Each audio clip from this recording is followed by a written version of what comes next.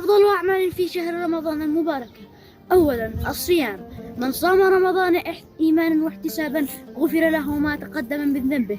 اللهم أعنا على الصيام واجعل لنا نصيبا من الرحمة والمغفرة يا كريم. الصدقة: تصدق على المحتاج بنفس راضية، فوالله ستتعجب من الرزق الذي سيأتي إليك من حيث لا تدري. يقول الحبيب المصطفى صلى الله عليه وآله وسلم: أفضل صدقة في رمضان. تفطير الصائمين: جرب أن تفطر صائما مع أذان المغرب، ستشعر براحة وطمأنينة غير طبيعية. قال رسول الله صلى الله عليه وسلم: من فطر صائما كان له مثل أجره، غير أنه لا ينقص من أجر الصائم شيء. قراءة القرآن: أمسك المصحف ومتع نظرك في كلام رب العالمين، وعطر لسانك بقراءة أطهر وأشرف في كلام خير الشهور.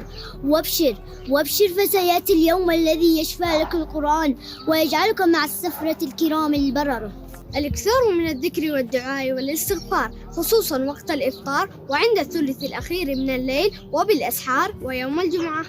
العمرة في رمضان: اذهب بروحك وقلبك حيث عاش حبيبك المصطفى، وهناك نزل عليه القرآن فخرجنا جميعا من ظلمات الجهل إلى نور الإيمان والعلم. فالعمرة في رمضان تعدل حجة مع سيدنا رسول الله صلى الله عليه وآله وسلم، كما قال سيدنا رسول الله: صلة الرحم: نحرص على زيارة الأهل والأصحاب، اجتمعوا وافطروا جميعا على مائدة واحدة وصوت أذان واحد، تدخل الرحمة في قلوبكم، وصلة الرحم تزيد في الرزق والعمر، كما قال سيدنا رسول الله.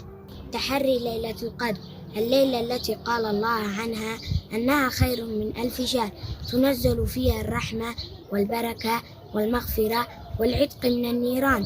فمن قام ليلة القدر إيمانا واحتسابا غفر له ما تقدم من ذنبه، كما قال سيدنا رسول الله. الاعتكاف: اقتدي بنبيك وانفرد بنفسك في العشر الأواخر من رمضان، واذكروا الله كثيرا واقرأ القرآن، فقد كان رسول الله يعتكف العشر الأواخر من رمضان حتى توفاه الله عز وجل. اللهم بلغنا رمضان وبارك لنا فيه، وأعنا على الصيام والقيام وصالح الأعمال.